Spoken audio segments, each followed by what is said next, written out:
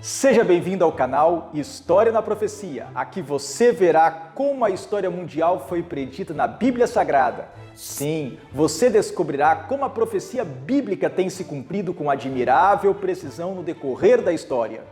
Nosso objetivo é fornecer subsídios, com dados e raciocínios, em defesa do historicismo como método correto de interpretação das profecias do Antigo e do Novo Testamentos. Este é o 13º vídeo de uma série especialmente dedicada ao estudo do livro do Apocalipse. Temos o propósito de dissecar tudo o que for possível e estiver ao nosso alcance nesse intrigante livro das Escrituras, o último da coleção do Novo Testamento. Neste vídeo, continuaremos nosso estudo sobre as 7 igrejas do Apocalipse. Você aprenderá mais sobre o período histórico representado pela igreja de Sardes. Então, bastante atenção agora, pois nosso estudo já vai começar.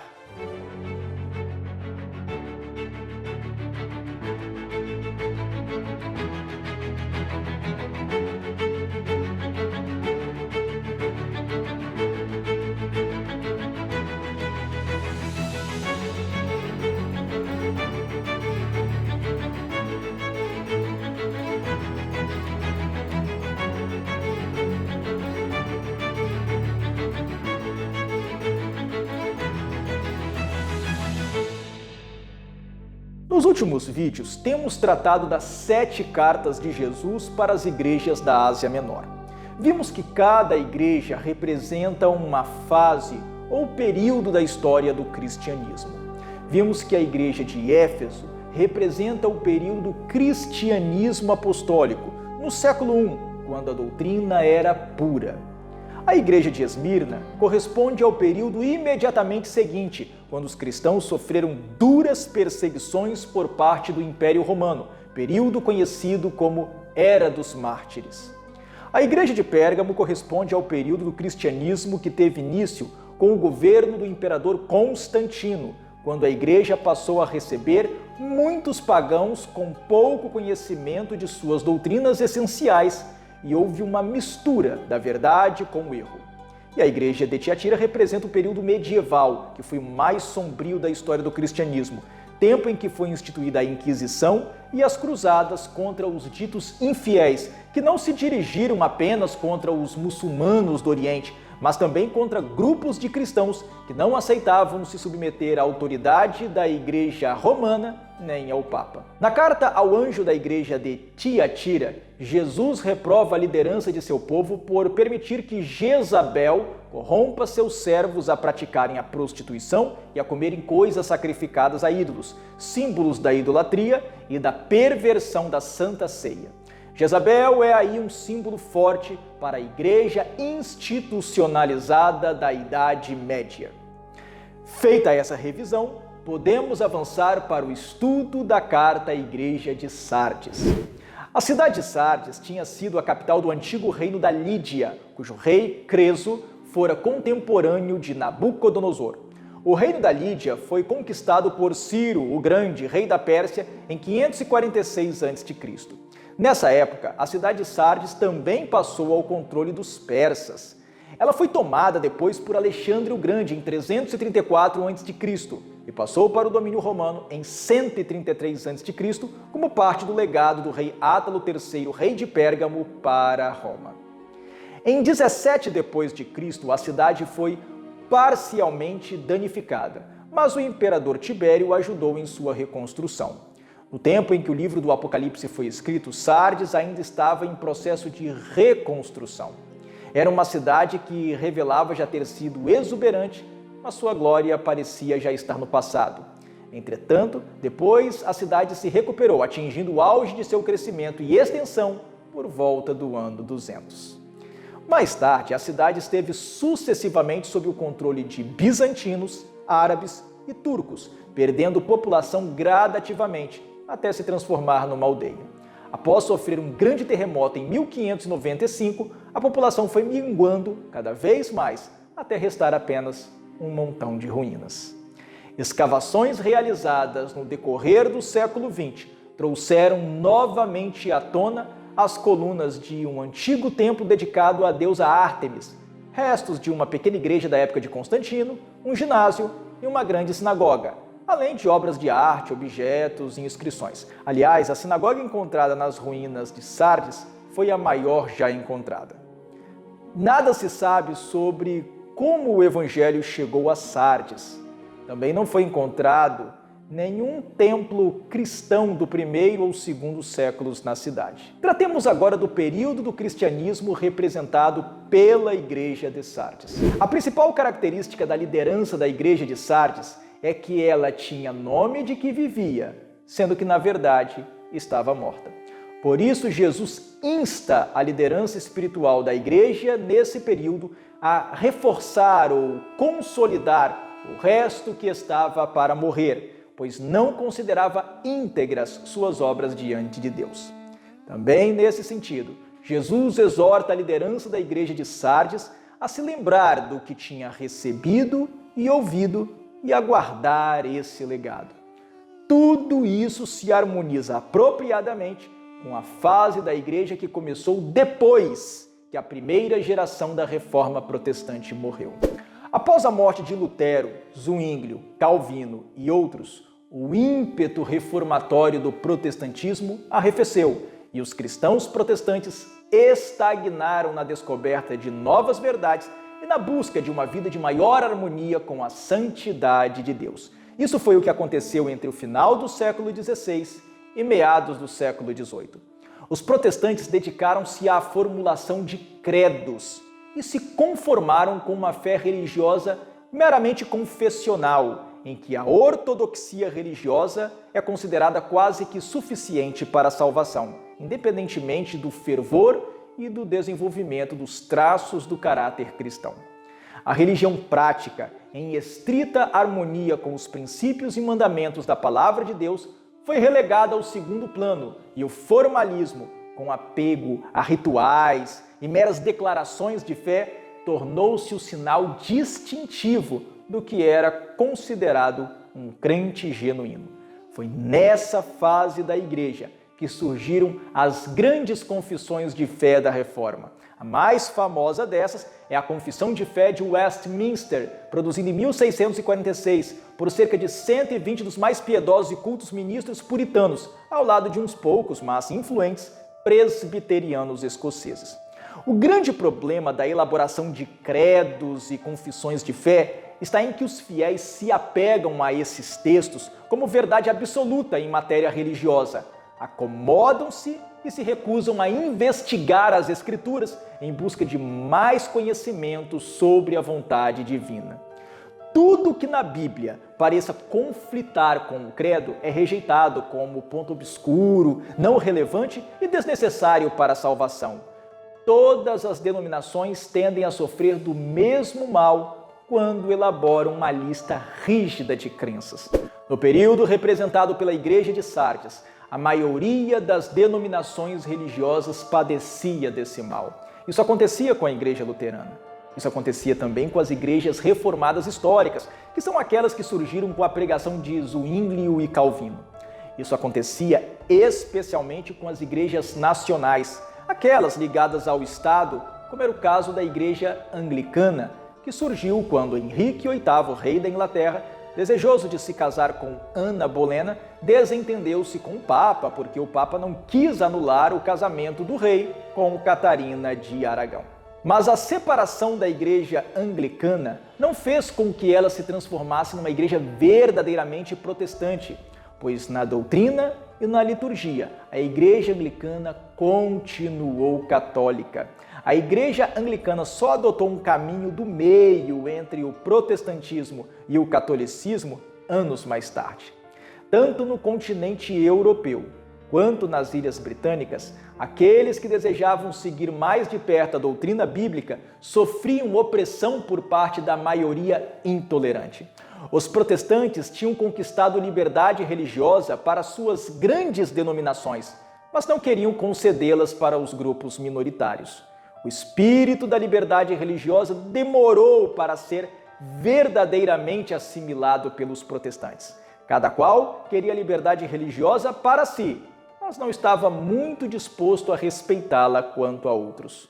Contrapondo-se ao espírito de mundanismo, formalismo e ritualismo das grandes igrejas estatais reformadas do continente e também da igreja anglicana, surgiram movimentos que buscavam maior santidade de vida. O primeiro movimento de contestação foi o anabatista, que surgiu no continente, sendo Menno Simons uma de suas figuras mais relevantes. Do movimento anabatista é que surgiram, dentre outros, os menonitas, que devem seu nome a Menno Simons, e os Amish.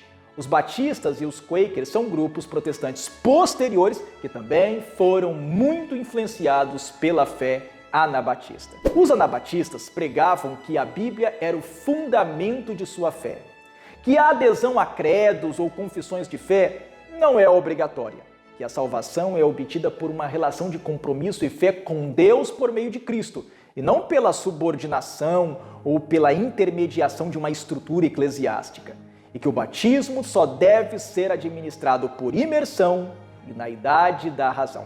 Até por isso mesmo, os anabatistas não consideravam válido o batismo administrado em bebês, que não sabem o que estão fazendo. Eles viam nas Escrituras evidências suficientes para defender que o batismo só deva ser administrado para alguém que já tenha condições de decidir sobre sua fé. Por isso, os anabatistas batizavam novamente aqueles que só tinham sido batizados quando bebês. Disso derivava seu nome, anabatistas. Por sua vez, nas Ilhas Britânicas surgiu o puritanismo, movimento iniciado no século XVII que rejeitava tanto a Igreja Romana como o ritualismo e organização episcopal na Igreja Anglicana. Para os puritanos, o propósito de todo homem deve ser glorificar a Deus em todas as coisas. Os puritanos criam que a salvação é unicamente pela graça de Deus e que é recebida pela fé, não por meio de rituais ou de intermediários humanos, mas entendiam que essa fé devia se manifestar numa vida verdadeiramente transformada. Por isso, os puritanos enfatizavam a vida austera, correta e de um moralismo rígido. Os anabatistas, os puritanos e outros grupos minoritários devem ser aqueles a quem Jesus se refere na carta à igreja de Sardes, dizendo: "Tens contudo em Sardes umas poucas pessoas que não contaminaram as suas vestiduras e andarão de branco junto comigo, pois são dignas." As vestiduras representam o caráter, a brancura representa a pureza, mesmo em meio ao formalismo e ao ritualismo dessa época. Havia no protestantismo aqueles que buscavam uma experiência religiosa mais profunda e real, que lidavam com sinceridade e seriedade com sua religião, e cuja espiritualidade resultava numa conduta diferente da dos demais. O período representado pela igreja de Sardes estende-se até a época do reavivamento espiritual do protestantismo, o que ocorreu a partir da metade do século XVIII, com o início do movimento metodista e a instituição das sociedades missionárias. Quanto à determinação do período de Sardes na história do cristianismo, diferentes datas têm sido sugeridas para seu início. Uma das mais conhecidas é 1517, por causa do próprio início da Reforma Protestante, com a fixação das 95 teses na porta da igreja de Wittenberg. O problema causado pela escolha dessa data é que ela faz o período de Tiatira terminar justamente aí. Mas se o período de Tiatira terminou em 1517, fica difícil de entender como as últimas obras da liderança espiritual desse período foram mais numerosas que as primeiras. É que, nesse caso, os primeiros anos da grande reforma protestante, que poderiam ser os das obras mais numerosas de Tiatira, ficariam dentro do período de Sardes. Além disso, o período de Sardes é caracterizado como um período em que os cristãos gabavam-se de serem vivos espiritualmente por causa da própria reforma, quando na verdade estavam mortos, o que se harmoniza mais facilmente com a fase que veio depois da morte dos grandes reformadores como Lutero e Calvino, não com o tempo de seu ministério. Ou seja, as primeiras décadas da Reforma Protestante, em que os protestantes estavam vigorosos espiritualmente, não se encaixam com a situação da igreja de Sardes, que estava prestes a morrer. Por isso mesmo, outra data que tem sido sugerida para o fim do período de Tiatira e início do período de Sardes seria o da morte do último dos mais destacados reformadores, Calvino, que faleceu em 1564. Outra data possível para o fim do período de Tiatira é o de 1648, data de encerramento da Guerra dos 30 Anos, quando se firmou a Paz de Westfália. Com a Paz de Westfália, que pôs fim às hostilidades entre a Espanha católica de um lado e os Países Baixos protestantes de outro, bem como entre a França católica, os príncipes alemães do Sacro Império Romano-Germânico, alguns dos quais eram protestantes e outros católicos, e o papado, colocou-se um fim à hegemonia católica sobre parte considerável do continente europeu. Outros preferem levar o período de Tiatira até 1798, quando terminaram os 1260 anos da supremacia papal, da qual ainda trataremos no futuro aqui no canal. Mas aceitar essa data faz com que o período de Sardes tenha que ser fixado entre 1798 e alguma data importante na história do despertamento do Segundo Advento, tal como 1831, quando Guilherme Miller começou sua pregação, ou 1833, quando ocorreu um fenômeno natural que deu força à pregação sobre o juízo iminente. Isso faria com que todo o despertamento metodista ficasse de fora do período de Filadélfia, o que não parece muito apropriado numa perspectiva da história do cristianismo. Além disso, o período de Filadélfia teria que ser reduzido a um intervalo de 13 ou no máximo 32 anos, caso coloquemos a data final de Filadélfia em 1844, quando houve o grande desapontamento, ou em 1863, quando foi organizada a igreja que resultou daquele desapontamento. Uma data interessante para marcar o fim do período representado pela igreja de Sardes é 1739, quando teve início o grande despertamento metodista. A fase da história do cristianismo, que se estendeu desde a morte da primeira geração dos grandes reformadores do século XVI, e principalmente desde 1648 até 1739, é bem retratada na carta ao anjo da igreja de Sardes. Jesus diz ao anjo, ou liderança dessa fase da igreja, que tem nome de que vive, mas que na verdade está morto. Ou seja, os cristãos da segunda metade do século XVI, do século XVII e até mesmo da primeira metade do século XVIII consideravam-se vivos espiritualmente, mas estavam mortos.